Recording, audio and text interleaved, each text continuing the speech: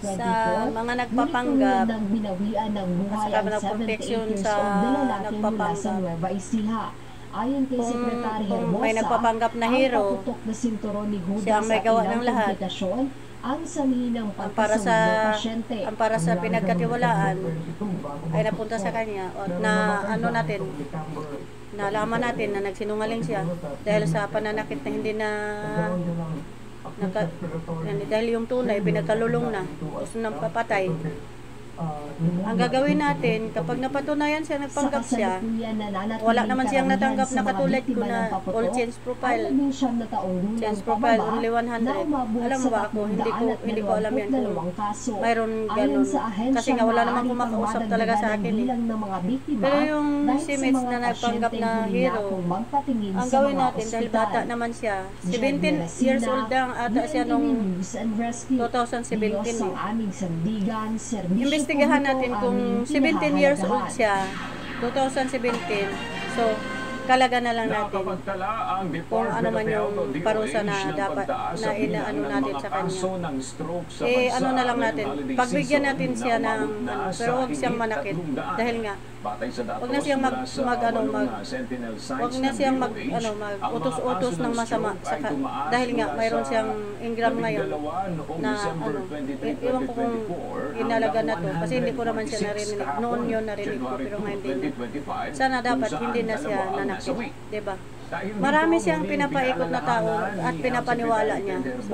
Huwag natin siyang patayin, hindi man tayo mamatay tao. Ang gawin na lang natin, kung may nagkasala man, nagpanggap, literal yung kasalanan niya, ikulong na lang. Diba?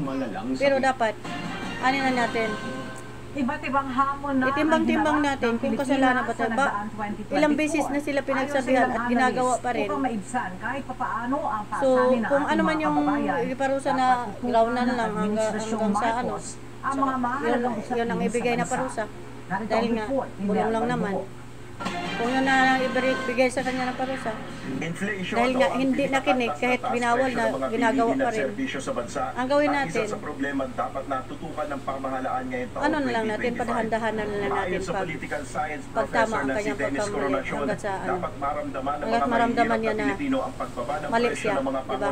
Pero si Mitch, bigyan natin ng isang pagkakataon at huwag na siyang gumawa ng sa ngayon, nasa 40 pesos kada kilo ang pinakamurang kasi bigas sa naman Kadiwa. bata pa nun siya. 44 pesos naman ang Sakay pa imported naman yun sa commercial rice, DSWD. habang ang local commercial rice ay nasa 42 Ayan. pesos per kilo. Wawa Habang naman yung nagkaroon naman ang rollback kung sa produktong petrolyo bata kasi bago yun hindi magpalit niya ng alam taon. ang 30 ginagawa. centimos ang nabawas sa Bigyan presyo ng natin gasolina, diesel, time na habang 90 centimos chance naman ba sa kerosene. na magbago. Noong Nobyembre, tumaas sa Sayang naman ang kanyang 2.5% ang kabataan inflation kung rate mula sa atin siyang 2.3%.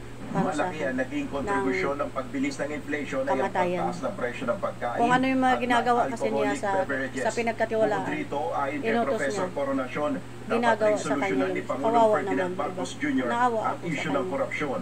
Sa gitna na rin Naawa ako ito sa sa mga naging usapin sa nagpapanggap. Hindi nila 2025 alam. national budget.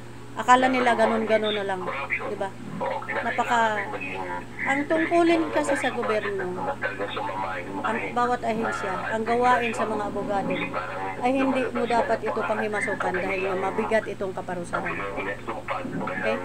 Lagi natin yan tandaan na hindi dapat tayo manghimasok sa trabaho na walang pahintulot o hindi ka pinagkatulang o hindi ka sikandaryo.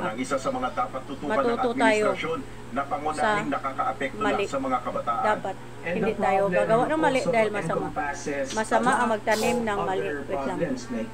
Huwag tayong magtanim ng masama dahil masama din ang ating ani.